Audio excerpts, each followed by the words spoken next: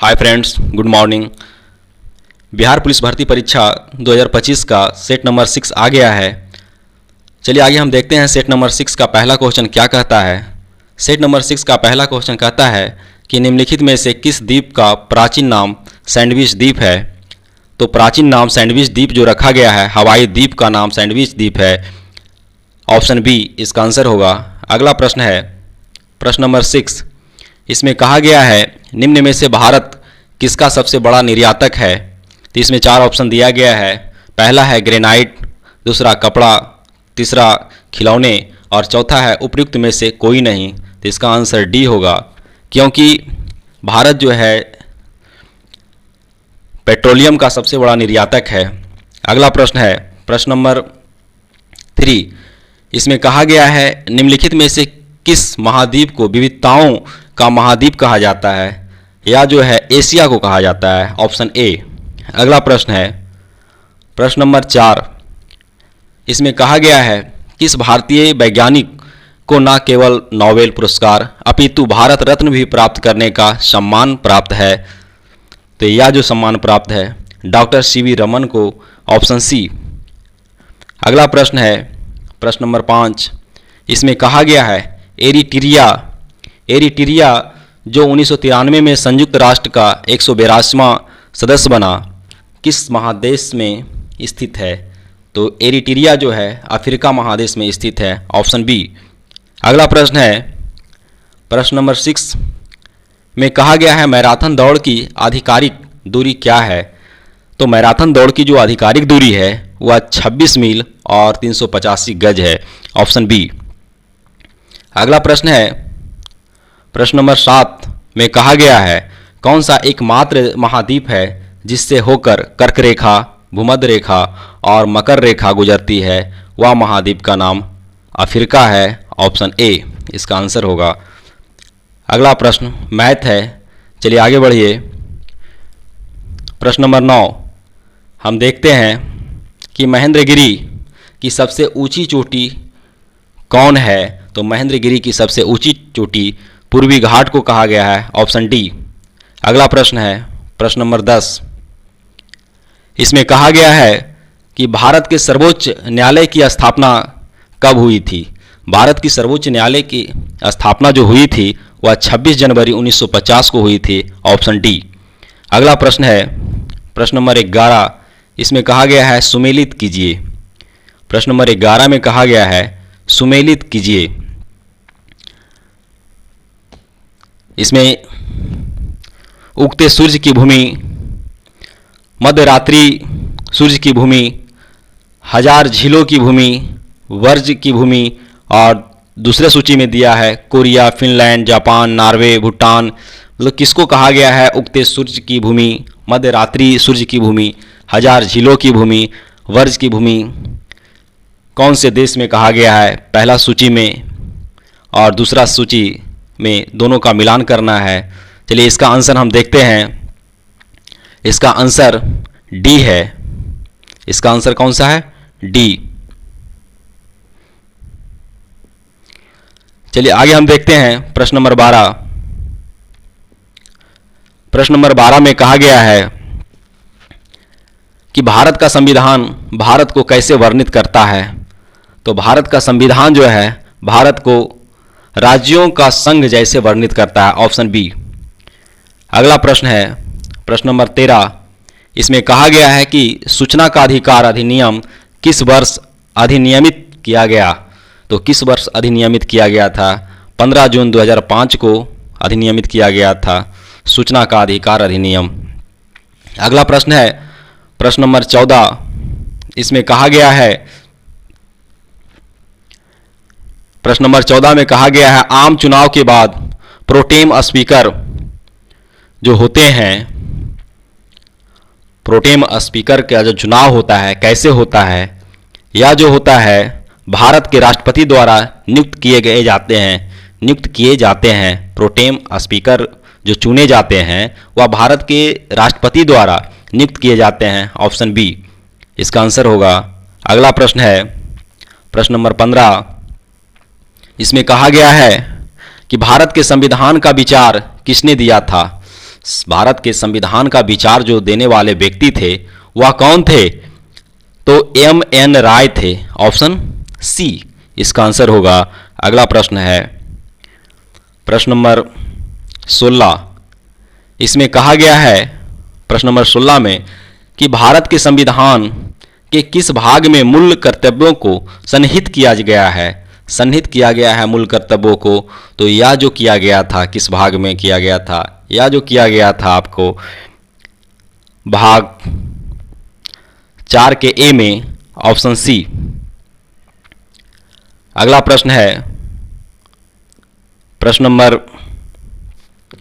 17। इसमें कहा गया है निम्नलिखित में से कौन भुगतान संतुलन के चालू खाते का हिस्सा नहीं है?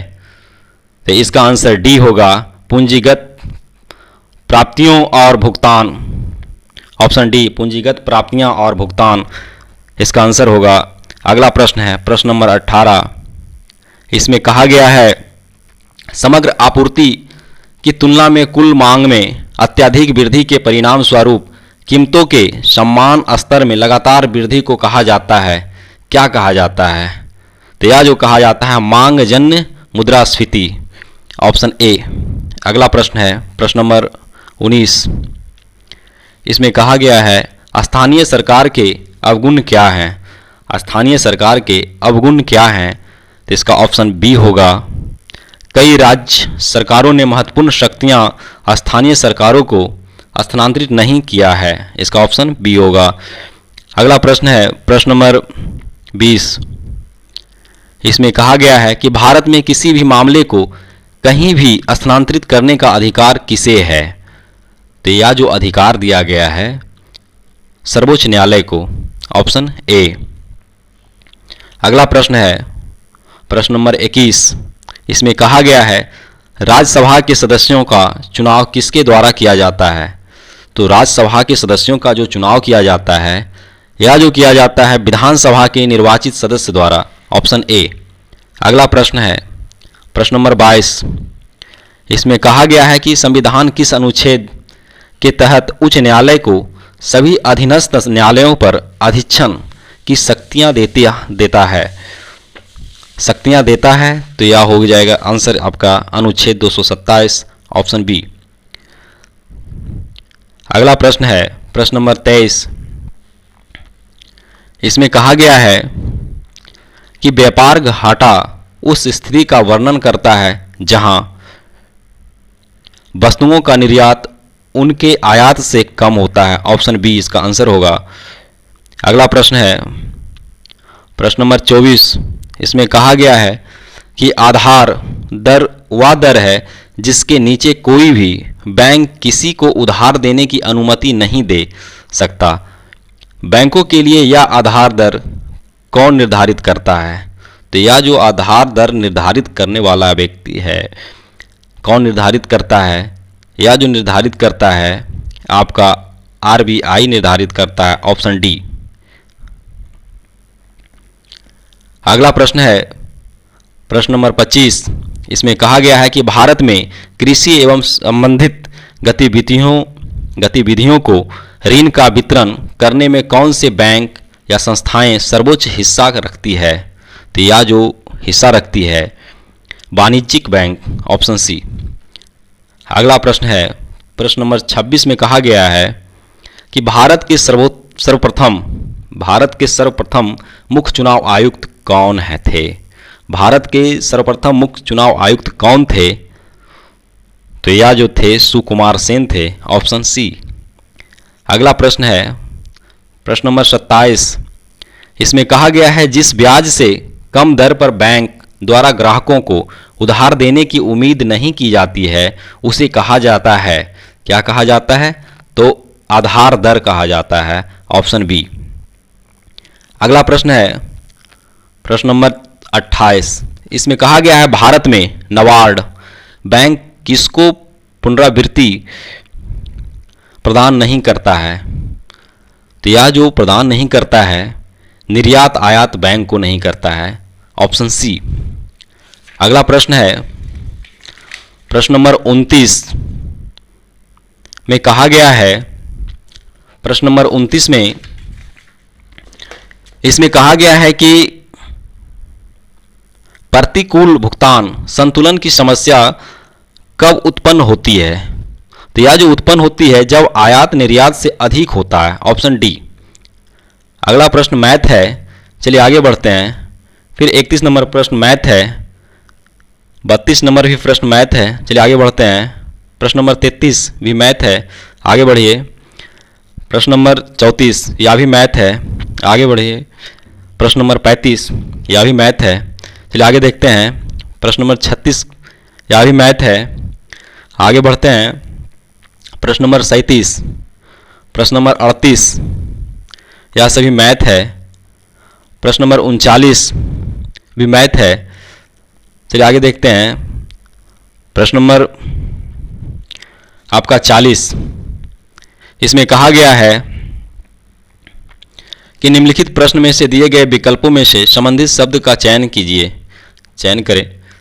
इसमें कहा गया है पार्लियामेंट, ग्रेट ब्रिटेन को कहा गया है, तो कांग्रेस, कांग्रेस जो है 40 में कांग्रेस जो है यूएसए को कहा जाता है, यूएसए, कांग्रेस जो है यूएसए में है, ठीक है। अगला प्रश्न है प्रश्न नंबर 41 में कहा गया है मट्टनचेरी महल कहां पर स्थित है। यह जो महल स्थित है आपके केरल में स्थित है, ऑप्शन डी। अगला प्रश्न है प्रश्न नंबर 42, इसमें कहा गया है एक विद्युत हीटर 2 सेकेंड में 200 जूल कार्य करता है। यदि उस सर्किट में 2 एम्पियर विद्युत हो तो उस हीटर का प्रतिरोध पता करें, कितना होगा। उस हीटर का प्रतिरोध क्या होगा, तो उस हीटर का प्रतिरोध जो होगा आपका 25 ओमेगा होगा। अगला प्रश्न है प्रश्न नंबर 43, इसमें कहा गया है कि एक घर में बिजली के उपकरण जुड़े होते हैं, किस श्रेणी में जुड़े हुए होते हैं। तो यह जो जुड़े होते हैं समांतर श्रेणी में जुड़े हुए होते हैं, ऑप्शन बी। अगला प्रश्न है प्रश्न नंबर 44, यह मैथ है, चलिए आगे देखते हैं। प्रश्न नंबर 45 में भी मैथ पूछा गया है, चलिए आगे हम देखते हैं क्या कहता है अगला प्रश्न। प्रश्न नंबर 46 में कहता है नालंदा विश्वविद्यालय के प्रमुख महान बंगाली विद्वान कौन थे। नालंदा विश्वविद्यालय के प्रमुख महान बंगाली जो विद्वान थे वह कौन थे। तो शिलभद्र थे, वह बंगाली थे, ऑप्शन डी इसका आंसर होगा शिलभद्र। अगला प्रश्न है प्रश्न नंबर 47 में कहा गया है कि पाटलिपुत्र नगर के संस्थापक कौन थे। पाटलिपुत्र के संस्थापक जो थे उदयन थे, ऑप्शन सी। अगला प्रश्न है प्रश्न नंबर 48 में कहा गया है कि कांग्रेस का पहला अधिवेशन आयोजित किया गया था कहां और किनके माध्यम से किया गया था, किनकी अध्यक्षता में की गई थी। कांग्रेस का पहला अधिवेशन जो आयोजित किया गया था किनकी अध्यक्षता में की गई थी और कहां की गई थी। या जो की गई थी आपका WC बनर्जी की अध्यक्षता में बॉम्बे में की गई थी, ऑप्शन सी। अगला प्रश्न है, यह सभी प्रीवियस प्रश्न है, पूछा गया प्रश्न है। अगला प्रश्न है प्रश्न नंबर 49 इसमें कहा गया है कि पहला प्राचीन ग्रीक ओलंपिक खेल कब शुरू किया गया था। यह जो खेल शुरू किया गया था 776 ईसा पूर्व में किया गया था, ऑप्शन ए। अगला प्रश्न है प्रश्न नंबर 50, इसमें कहा गया है निम्नलिखित में से कौन सा नारा सुभाष चंद्र बोस द्वारा दिया गया है। सुभाष चंद्र बोस के द्वारा जो नारा दिया गया था वह नारा का नाम था जय हिंद, ऑप्शन सी। अगला प्रश्न है प्रश्न नंबर 51 में कहा गया है सत्यमेव जयते युक्ति कहां से ली गई। सत्यमेव जयते जो युक्ति ली गई है वह कहाँ से ली गई है? तो मुंडको उपनिषद से ली गई है, ऑप्शन बी।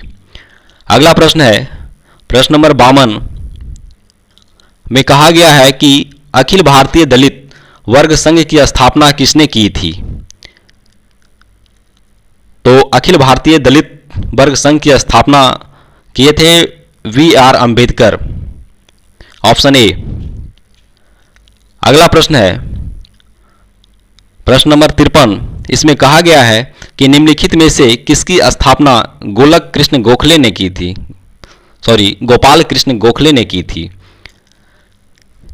53 में कहा गया है कि निम्नलिखित में से किसकी स्थापना गोपाल कृष्ण गोखले ने की थी? तो यह जो किए थे भारत सेवक समाज की स्थापना जो है गोपाल कृष्ण गोखले ने किए थे, ऑप्शन बी। अगला प्रश्न है प्रश्न नंबर 44, इसमें इंग्लिश है, इसलिए 54 का जो आंसर होगा सी। अगला प्रश्न है 55 नंबर भी इंग्लिश है, इसका आंसर आपको सी होगा, इंसिडेंट। अगला प्रश्न है प्रश्न नंबर 56, इसमें भी इंग्लिश दिया गया है, इसका आंसर आपको बी होगा। अगला प्रश्न भी इंग्लिश है, इसका आंसर आपका 57 नंबर प्रश्न का डी होगा। अगला प्रश्न 58 नंबर भी इंग्लिश दिया है, इसका आंसर आपका ए होगा, सपोर्ट। अगला प्रश्न 59 नंबर इंग्लिश दिया है, इसका आंसर आपका डी होगा। अगला प्रश्न भी इंग्लिश है, प्रश्न नंबर 60, इसका आंसर आपका बी होगा। अगला प्रश्न नंबर 61 भी इंग्लिश दिया है, इसका आंसर आपका ए होगा, रन डाउन। अब आगे देखते हैं 62 नंबर प्रश्न क्या कहता है। 62 नंबर प्रश्न कहता है इनमें से कौन अलवार महिला संत है? अलवार महिला संत है तो अंडाला। कौन है? अंडाल। इसमें कौन सा अलवार महिला संत है? तो अंडाल है। अगला प्रश्न है प्रश्न नंबर 63, इसमें कहा गया है कि वाक्य के अशुद्ध भाग त्रुटिपूर्ण भाग का चयन कीजिए। उसकी खराब स्थिति को देखकर मुझे दुख और क्षोभ हुए, कोई त्रुटि नहीं है। तो इसमें कहाँ त्रुटि है? प्रश्न नंबर 63 का त्रुटि जो है सी में है, इसलिए इसका आंसर जो हो जाएगा सी। प्रश्न नंबर 63 का जो त्रुटि था वह ऑप्शन सी में था। अगला प्रश्न है प्रश्न नंबर 64,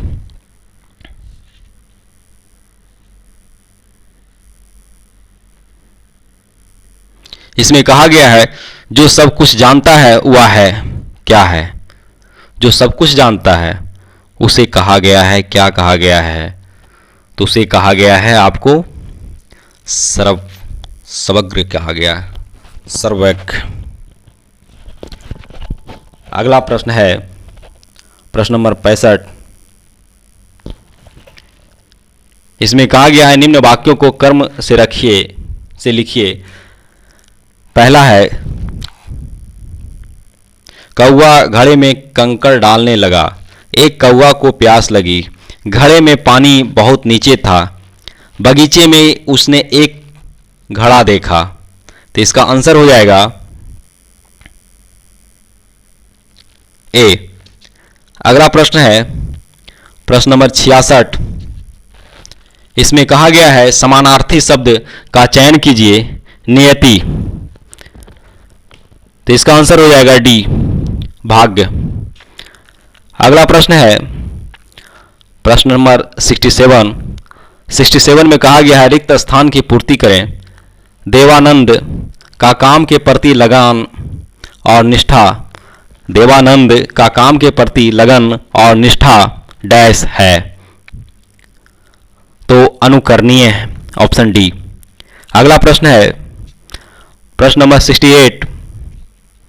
इसमें कहा गया है असंगत बेमेल शब्द का चयन कीजिए। बेमेल शब्द का चयन कीजिए। तो पाँव, नेत्र, हस्त, नख, तो इसका जो है बेमेल नख होगा सी। अगला प्रश्न है 69। इसमें कहा गया है निम्न में से कौन मच्छर जनित रोग नहीं है।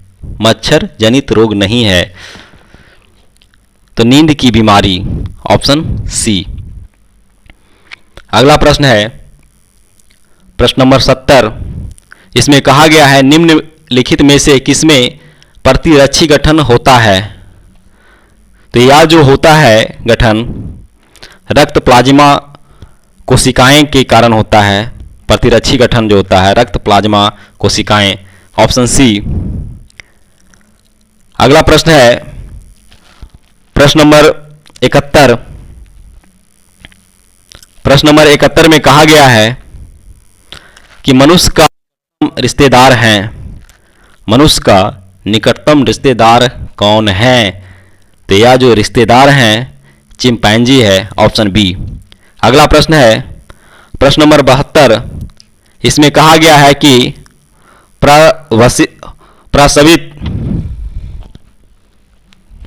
प्रावसित वायु में ऑक्सीजन की मात्रा होती है, कितना होती है। तो यह जो ऑक्सीजन की मात्रा होती है 21% होती है। प्रावसित वायु में कितना हो जाएगा 21%, ऑप्शन बी। अगला प्रश्न है प्रश्न नंबर 73 में कहा गया है कि किसके भक्तिपरक गीतों का संकलन अभंग नाम से प्रसिद्ध है। तो यह जो प्रसिद्ध है नामदेव के नाम से, ऑप्शन ए।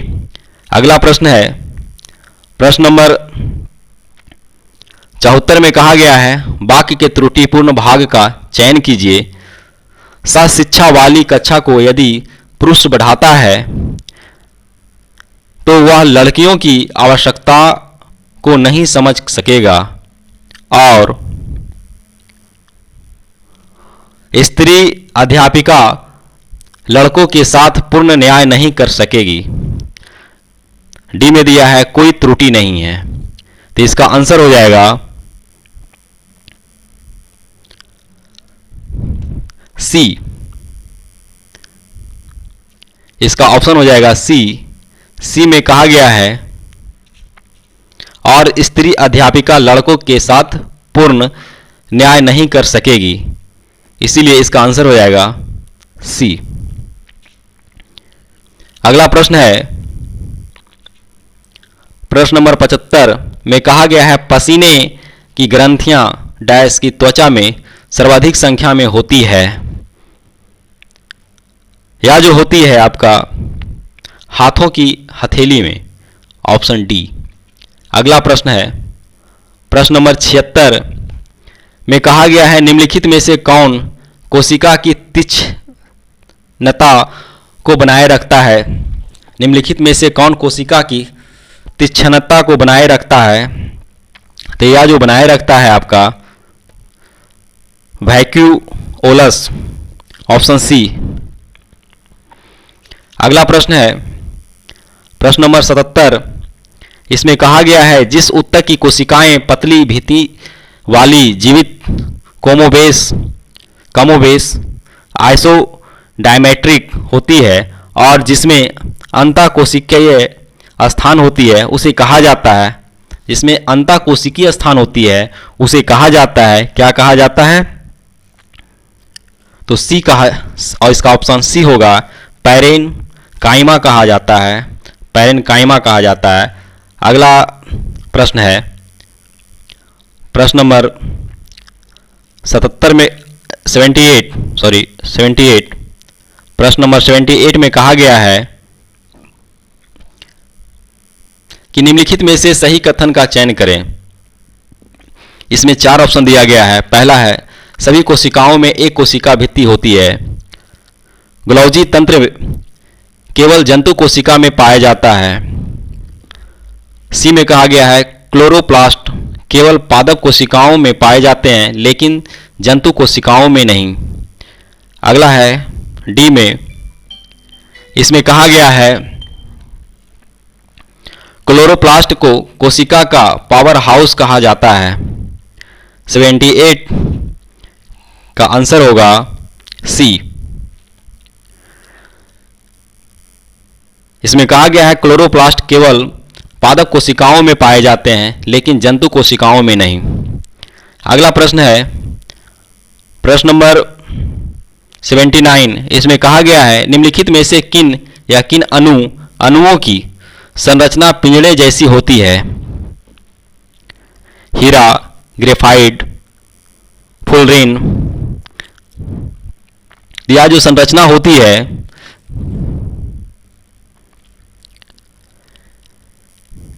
केवल डी होगा, फुलरिन होती है।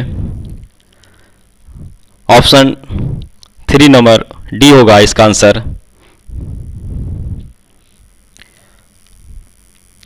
अगला प्रश्न है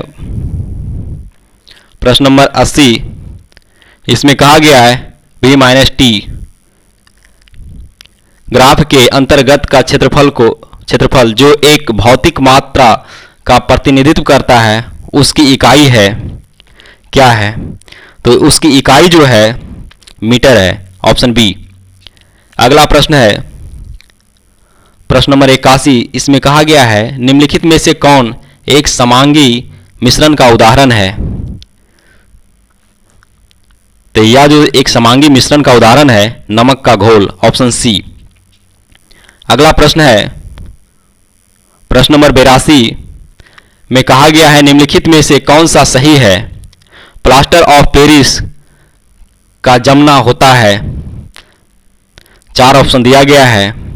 पहला है निर्जलीकरण, दूसरा वायुमंडलीय ऑक्सीजन के साथ ऑक्सीकरण, तीसरा है जल योजन जो दूसरा हाइड्रेट बनाता है, और चौथा है वायुमंडल के साथ संयोजन।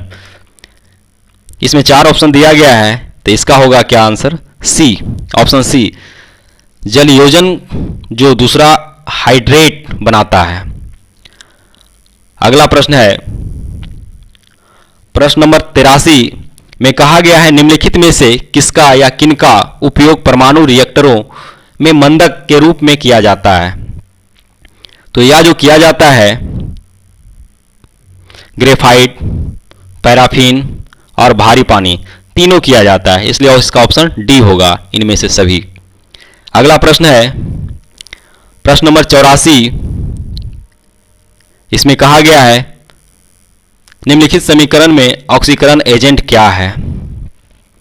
तो यह जो समीकरण बनाया गया है इसका आंसर होगा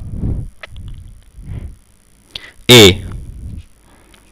अगला प्रश्न है प्रश्न नंबर 85। इसमें कहा गया है निम्नलिखित में से कौन एक उपधातु है। तो इसमें जो उपधातु है आपका डी, आर्सेनिक। अगला प्रश्न है प्रश्न नंबर 86। इसमें कहा गया है निम्नलिखित प्रश्न में दिए गए विकल्पों में से संबंधित शब्द का चयन करें। तो इसमें संबंधित चयन है प्रश्न नंबर 86 का डी, एंटीक्यूटी। अगला प्रश्न है प्रश्न नंबर 87। इसमें कहा गया है 1919 में घटित जलियांवाला बाग नरसंहार कांड का दोष ब्रिटिश सेना के किस जनरल पर था। तो यह जो था आपका जनरल डायर पर दोष था, ऑप्शन ए। अगला प्रश्न है प्रश्न नंबर 88। इसमें कहा गया है गीतांजलि पुस्तक के लेखक कौन हैं। तो गीतांजलि पुस्तक के लेखक रविन्द्रनाथ टैगोर हैं, ऑप्शन सी। अगला प्रश्न है प्रश्न नंबर 89 89 इसमें कहा गया है निम्नलिखित में से कौन सा शहर हड़प्पा सभ्यता से संबंधित है। तो हड़प्पा सभ्यता से जो संबंधित शहर है उसका नाम है धौलावीरा, ऑप्शन ए। अगला प्रश्न है प्रश्न नंबर 90 में कहा गया है राष्ट्रीय महिला आयोग की स्थापना कब की गई थी। राष्ट्रीय महिला आयोग की स्थापना कब की गई थी। तो 1992 में की गई थी, ऑप्शन डी। अगला प्रश्न है प्रश्न नंबर 91 में कहा गया है कि सरकार ने 2023 से 24 में प्रधानमंत्री आवास योजना परिव्यय में कितने प्रतिशत वृद्धि की घोषणा की। या जो घोषणा की थी सरकार कितना की थी, 66%, ऑप्शन ए। अगला प्रश्न है प्रश्न नंबर 92 में 92 में कहा गया है बजट 2023-24 में 2 साल के लिए 7.5% निश्चित ब्याज दर वाली महिलाओं के लिए नई बचत योजना शुरू की गई है। योजना का नाम क्या है। इसमें 4 ऑप्शन दिया गया है। पहला है महिला सम्मान आय योजना, दूसरा है महिला सम्मान बचत प्रमाण पत्र, और तीसरा है महिला विकास बचत प्रमाण पत्र, और चौथा है महिला बचत प्रमाण पत्र। तो इसका ऑप्शन हो जाएगा बी, महिला सम्मान बचत प्रमाण पत्र। अगला प्रश्न है प्रश्न नंबर 93। इसमें कहा गया है आर्टिफिशियल इंटेलिजेंस द्वारा संचालित विश्व के सर्वप्रथम रेडियो प्लेटफॉर्म का नाम क्या है। रेडियो जीपीटी, ऑप्शन सी इसका नाम है। यहीं पर जो है आर्टिफिशियल इंटेलिजेंस द्वारा जो संचालित की गई थी या विश्व का प्रथम रेडियो प्लेटफॉर्म का नाम है रेडियो जीपीटी। अगला प्रश्न है प्रश्न नंबर 94। इसमें कहा गया है खेलों में उत्कृष्टता के लिए कौन सा पुरस्कार दिया जाता है। खेलों में उत्कृष्टता के लिए कौन सा पुरस्कार दिया जाता है। तो अर्जुन पुरस्कार दिया जाता है, ऑप्शन बी। अगला प्रश्न है प्रश्न नंबर 95। इसमें कहा गया है किस ओलंपिक खेल से मशाल रिले प्रक्रिया की शुरुआत हुई। किस ओलंपिक खेल से मशाल रिले प्रक्रिया की शुरुआत हुई। तो यह जो हुई थी बर्लिन से हुई थी 1936 में, ऑप्शन सी। अगला प्रश्न है 96। इसमें कहा गया है बैक्टीरिया की खोज सबसे पहले किसने की थी। बैक्टीरिया की खोज सबसे पहले किसने की थी। तो ए बी ल्यूवेनहॉक ने की थी। अगला प्रश्न है प्रश्न नंबर 97। इसमें कहा गया है कि किस भारतीय महिला मुक्केबाज ने महिला विश्व बॉक्सिंग चैंपियनशिप 2023 में स्वर्ण पदक जीता है। 2023 में जीता है। तो नीतू घंघास ने जीता है, ऑप्शन सी। अगला प्रश्न है प्रश्न नंबर 98। इसमें कहा गया है रेड फ्लैग भारत एवं निम्नलिखित में से किस देश के बीच एक संयुक्त अभ्यास का नाम है। रेड फ्लैग यह जो अभ्यास चलता है संयुक्त राज्य अमेरिका के साथ, ऑप्शन सी। अगला प्रश्न है 99 99। प्रश्न नंबर कितना, 99। इसमें कहा गया है रावत भाटा परमाणु संयंत्र निम्नलिखित में से किस राज्य में स्थित है। रावत भाटा परमाणु संयंत्र निम्नलिखित में से किस राज्य में स्थित है। तो राजस्थान में स्थित है, ऑप्शन ए। अगला प्रश्न है एवं लास्ट प्रश्न 100 नंबर प्रश्न। इसमें कहा गया है LIC के नए ग्राहकों, एजेंटों एवं मध्यस्थों के लिए किस ऐप को लॉन्च किया है। LIC ने नए ग्राहकों, एजेंटों एवं मध्यस्थों के लिए किस ऐप को लॉन्च किया है।